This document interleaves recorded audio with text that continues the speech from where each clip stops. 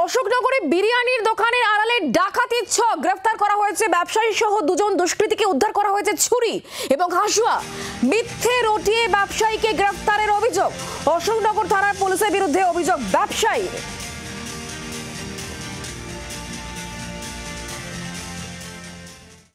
বিরিয়ানি ব্যবসার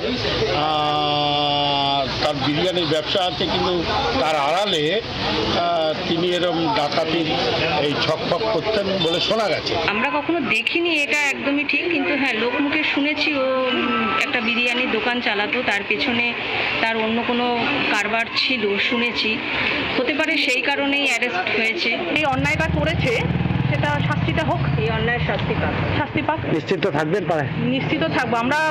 টোটালি প্রশাসনের উপরে, পুলিশের উপরে একটা ভরসা ছিল আমাদের। বাংলার আওয়াজ, বাঙালির আবেগ, জি 24 ঘন্টা।